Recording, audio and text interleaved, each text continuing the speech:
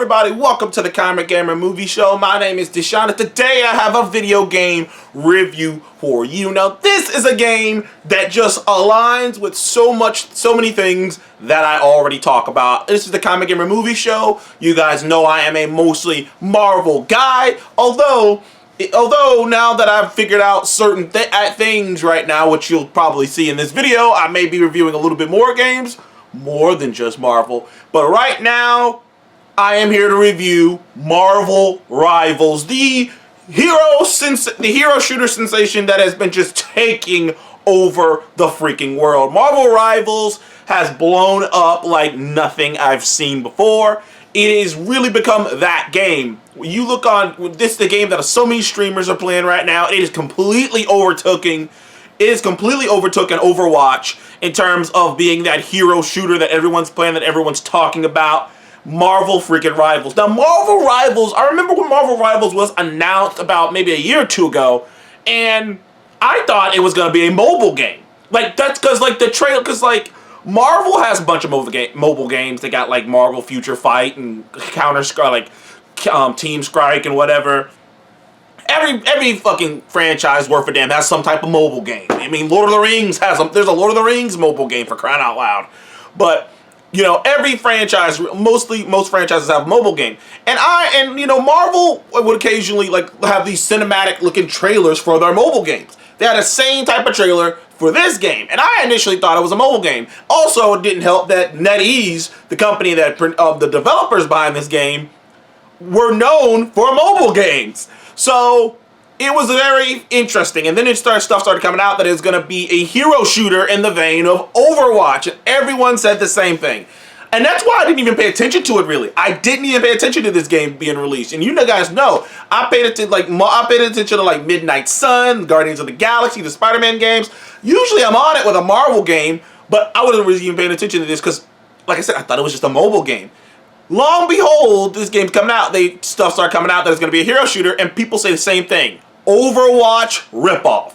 It's all year. An Overwatch ripoff with a Marvel skin isn't gonna work. Another hero shooter had came out not that long ago and failed, called Concord. That came out and Concord failed for a multitude of reasons that, you know, I can't even get into here because I didn't play Concord because I've never been much of a hero shooter guy.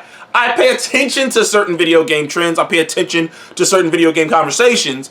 But I paid attention enough to know that Concord was a failure. And I also paid attention enough to know that people were very dissatisfied with Overwatch. Now, personally, I was never an Overwatch guy. That was never my jam. I never really messed with Overwatch.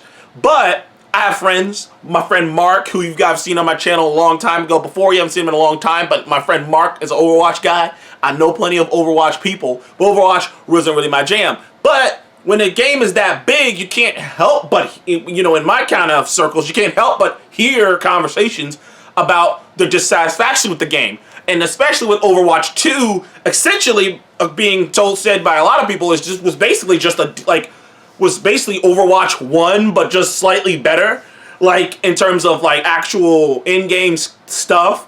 But like, it's just, like I say, all I know is a lot of people were dissatisfied with Overwatch 1. And along comes Marvel Rivals. This game blows the fuck up. I mean, this game had 10 million players playing the game within 72 hours. And then a few weeks later, they'd have 20 million players playing the game. And just not that long ago, maybe a week or two ago, it came out that they had a record, like, 542,000 players playing the game concurrently on Steam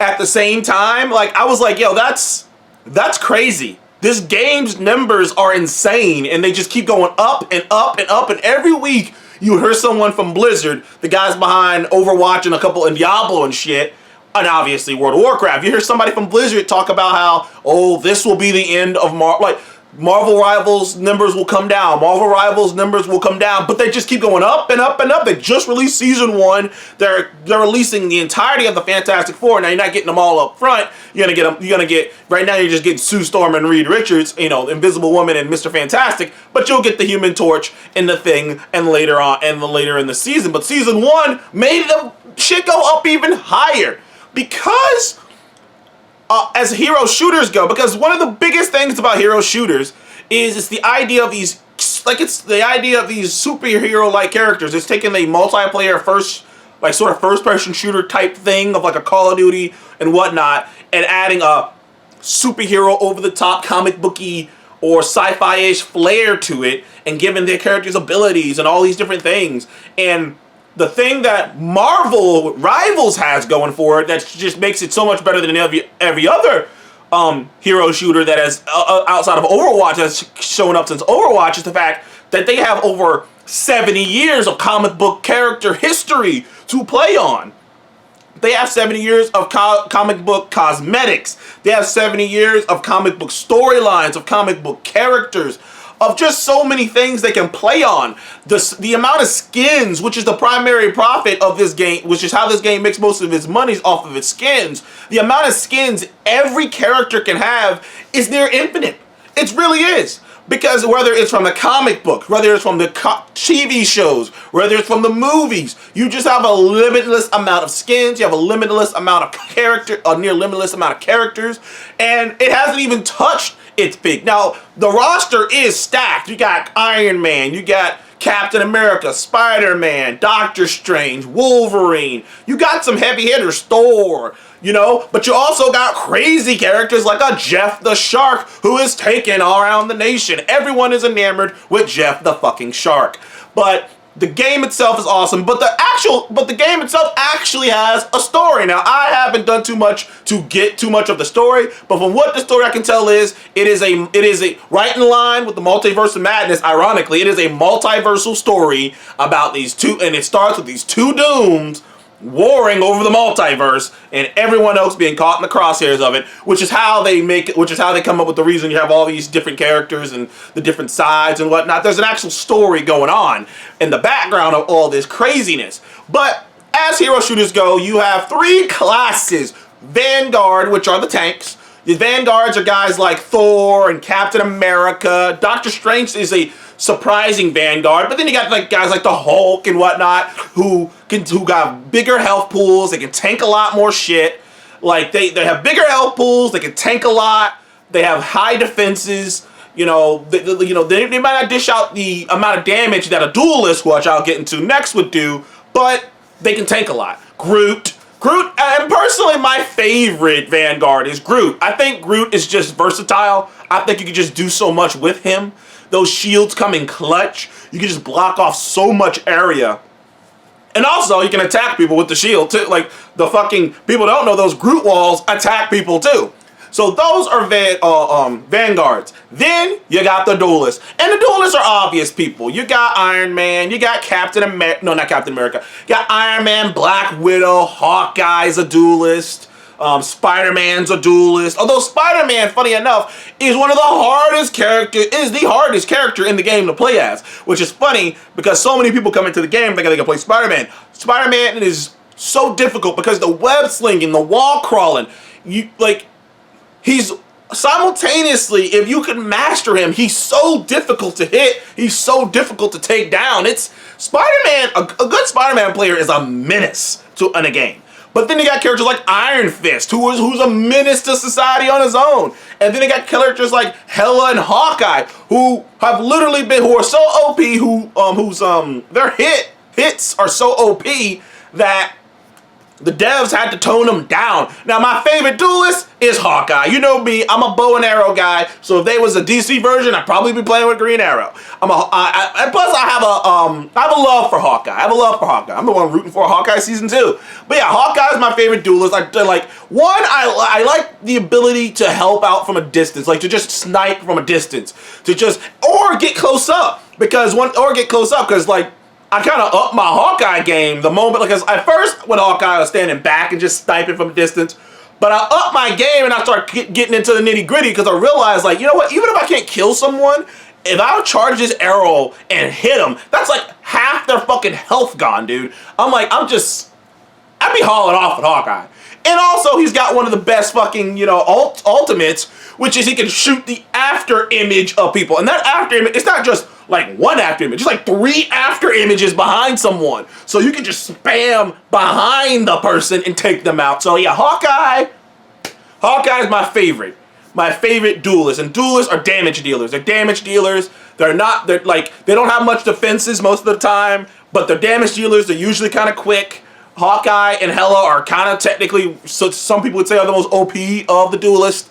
But I digress. Then you get to strategists. And strategists are healers in multitude of things. They're like, depending on what we're talking about here, I think the strategist is the most diverse of all the classes you can play as. Because so many of them do different things. You got like, they just introduced the Invisible Woman as a strategist. And she not only can heal you, but she can create shields in front of you. Her ultimate is to literally turn an entire area invisible, and everyone inside of it, your people, are invisible. And when the other team comes inside of it, now they're moving slow. They're moving super fucking slow. So like shit like that. And then you got characters like Loki, who can not only heal people, he can make copies of himself, leave them all over the place, leave them throughout the battlefield, and and if he's getting attacked, he can send himself to a copy of himself. You got shit like that. But my personal favorite strategist is Rocket Raccoon. I love Rocket Raccoon. Honestly, there's going to be gameplay throughout the course of this video. It'll probably mostly be Rocket Raccoon. Because as you are wondering, I usually play with Rocket. I usually play with a strategist often. Unless there's a bunch of other people unless the two other people who pick who pick strategist, then I'll switch to Hawkeye. But other than that, I'm gonna be a strategist, and I'm usually Rocket. Rocket can just move around so much. But the most important thing I love about Rocket, outside of the fact that he has a spawn beacon, basically, he has a fucking spawn beacon that, granted, it's like a one-off spawn beacon. And once someone shows up, the damn thing goes away. You gotta wait like 40 fucking seconds for it to come back. But he does technically have a spawn beacon. Not only just a spawn beacon that's firing out, fucking armor. So I digress. But the thing that I love about Rocket is the fact that not only does his healing, because he has a gun. He has like kind of a, what's the word I'm looking for? Like kind of a Gatling gun. But underneath the Gatling gun is a different gun, and it shoots off these healing orbs. But the cool thing about the orbs is they bounce. And they don't just bounce once. They bounce upwards to I think someone said like 5 times. I've never counted the amount of times the orb bounces, because usually when I shoot that, I'm just shooting those bitches off. But they bounce a lot. And if you do it right, and you figure out the terrain, and you figure out the area, you could just spam that health at people. And if you shoot it at the right angle, because that ball will go through people and it'll keep healing them if you shoot it right. So I have so many heals, dude. I'm healing the shit out of my team. His ultimate is a literal damage amplifier. He can just run on the walls. He's got a jet boost. I love Rocket. He's my favorite. He's probably the character I play with the most on the game. So, I love playing with Rocket as a strategist. Though, I do like the Invisible Woman. Her shield shit is pretty cool. So those are the three. Those are the three classes you'd be probably dealing with here. But then you have there's 3 modes. They just introduced another one. So there's Convergence, Domination, Convoy, and they just introduced, I believe it's called Doomsday. I believe that's what the mode's called. Now, Domination and Convoy are pretty self-explanatory. Domination is straight up, you gotta hold the point. And the more players you have, the more whoever team has the most players on said point, the little bar turns. If you're on the blue, if it's your team, the blue bar will go that way and it'll go, and then a timer will cut on, and it'll go from like 1% to 99%, and that's how long you gotta hold it until that thing happens. Now it moves pretty quickly. It's not super duper slow, but it's hard to hold that point sometimes. Depending on the map you're at, holding that point can be a complete and utter pain in the ass. But I digress. That is Domination. One team over here, one team over there. We got to meet in this point. Whoever takes this point, we got to hold it. Got to hold it to the percentage. And you have to do that upwards to 3 times. But of course, if you win 2 times in a row, or they win 2 times in a row, game's over, you win. So that's Domination. Convoy is a little bit more interesting. Convoy it's shorter. You have to lead. You have to you literally, Convoy is so there are a couple maps. One is on Asgard. One is is the what's it, the one is the Wakanda. Yeah, one is a like the futuristic like intergalactic empire of Wakanda. Another one is Tokyo 2099. And another one is the Hydra base. And so for for example, the Asgardian one, you have to lead the chariot with Thor's goats on it to a certain point. And Convoy, it's literally that. It is literally you have to lead this convoy there. And if the other teams, you have a certain times on there for you to get to halfway and the rest of the way. And the timer starts over once you get to the halfway point. But the other team has to slow you down, and that's pretty much Convoy. Then Convergence is a combination of, it's basically both of them combined. You get to a point, you get to another point.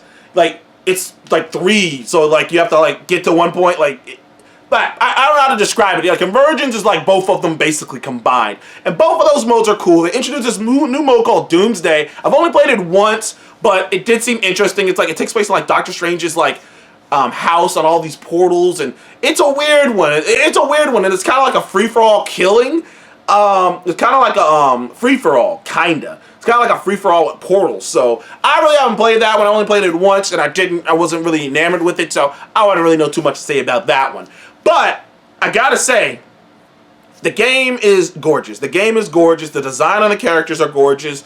They brought back so many voice actors to work on this. They brought back the guy voicing Wolverine is the guy who voices Wolverine in the animated series. They brought back I think the Spider-Man actor is also a guy who's voiced Spider-Man. They brought back a lot of actors who voiced certain characters and animated in different forms and even other video games, and brought them on to voice the characters, because there's dialogue between the characters, and that's fun. Also, just hearing the inner dialogue, hearing Rocket talk to Groot and whatnot. Also, one cool thing about the game is because superheroes are so known for their team-ups, and we all know this. The iconic shot of Rocket being on Groot's shoulders, or Colossus throwing Wolverine, and things of that nature. We all know these things, and to have that be in the game is pretty cool.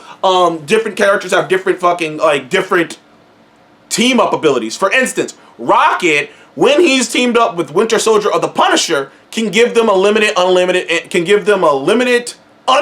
ammo for a limited time. Or Rocket and Jeff could jump on, because they're, I don't know, sentient animals, I suppose. They can all jump on Rocket's shoulders, and not only does it give you an elevated, perspective, because you can kind of shoot down, but also it gives you a minor extra bit of health when you're on Groot's shoulders. So that's kind of cool. You got, Storm and what was it? Like there's just different things you can do. Luna Snow. Oh, was it Luna Snow? Whatever. I always forget her last name, but Luna can turn Namor's shit into ice weapons, like things of that nature. There's just different things. Also, Hawkeye and Black Widow. Hawkeye can give Black Widow his after image effect. So now you got Hawkeye and Black Widow both shooting at an after image. Like things of that nature. There are these team up moves that change up the dynamic of the team, that change up how you play with the team. Because of that on its own, and depending on who we're talking about, it works differently. But yeah, I have fucking enjoyed this renaissance of Marvel gaming. I've been talking about it for a little bit now, but between this, Midnight Suns, the Spider-Man series, you got the Guardians games, Marvel has pumped out. The only outlier of games that weren't that great was the Marvel Avengers game, because Midnight Suns and Guardians of the Galaxy were critically, they didn't make no money, unfortunately, but they were critical hits.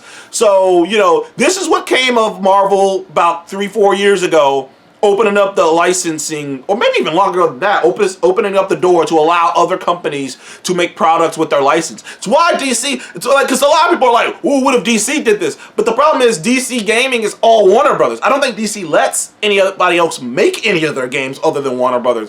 Whereas the Marvel has opened the door. Disney just said, because Disney used to have their own video game studio for a little bit there, but Disney shut the doors down on that video game studio and just said, fuck this. We're going to just let other people make games with our shit. And so far, so good. Technically, the Indiana Jones game is also a Disney game. It's also a game made from a Disney property. So you want to be honest, things are blowing up. But yeah, this game has been fun. It's addictive. It has the quickest fucking queue I've ever seen in my life. Like, that shit is like that. I am having a blast with it. I would invite everyone to play it. It's a fun time. It's an easy pickup. There are characters. The difficulty is shown right there. If you just put the effort in, you put the time in, you can master that character you want to play. Marvel Rivals is a 10 out of 10 for me. I love it, dude. I am having a blast with it. I will probably go and play it right after I get off of this. But anyways, thank you guys for joining the Comic Game Movie Show. Please leave a like and subscribe and comment below. What do you guys think of Marvel Rivals? How are you having a blast with it? Or are you, do you want to, or you even play games like that? I would even check it out if you don't play games like this, because I just think it's so easy to pick up. It's a free-to-play game, by the way. It's a free-to-play game where you get all the characters free. You don't have to pay for the characters or anything, which is fucking awesome. Anyways, thank you guys again for joining the Comic Game Movie Show. Please remember to like and subscribe and comment below. What do you think of Marvel Rivals? Thank you guys again. See ya.